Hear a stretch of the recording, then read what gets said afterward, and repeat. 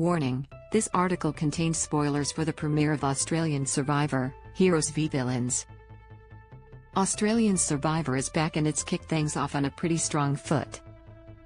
There's no doubt the Heroes v Villains game has some massive shoes to fill this year. The US version is arguably one of the best seasons of the entire franchise, but if the first TP is anything to go by, we might just be in for a cracking season. The Heroes and Villains format holds a fair bit of expectation itself. Will the baddies actually be bad? And does a hero mean you're not likely to knife someone at the first opportunity? From what we've seen so far, the villains were keen to live up to their label from the get-go and happily tried to sabotage their opponents with dirty tactics in the first challenge. And by villains I absolutely mean returning castaway Simon Mee, who I saw stealing from the Heroes tribe and trying to pull Sean Hampson off part of the challenge to get himself more time to catch up. This isn't even scratching the surface of the abject chaos that filled the first TP. Where do we even begin? There's Steve, who is clearly the only person in the whole world who continues to give a shit about Shoni fucking him over 4 seasons ago. There's Haley and Simon, who both have an enemy in George, and his truly horrifying idol tattoo. So not only are the villains against the heroes in this season, but there's also bad blood in their own camp. We're working with some serious layers here, people.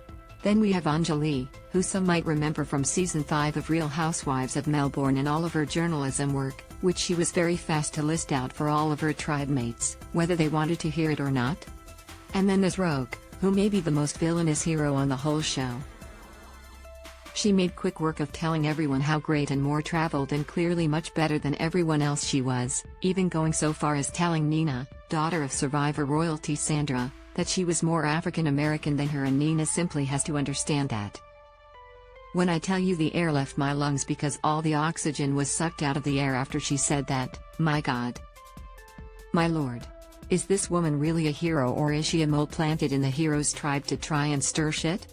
Whoever the hell she is, she may as well go and paint a giant target on herself after that beyond cringeworthy interaction. We could talk for hours about the outrageous bigotry that condescending and all-in-all fucked one-sided interaction holds, but we must press on, so let's call it what it is, racism, and let Mama Sandra go in. At the immunity challenge, the first medic moment lands for the season. Both George and Jackie eat themselves awkwardly off part of the course and have to be taken away for extensive observation. It means they're both out of the first tribal council, where the villains ended up this CP, and may not return.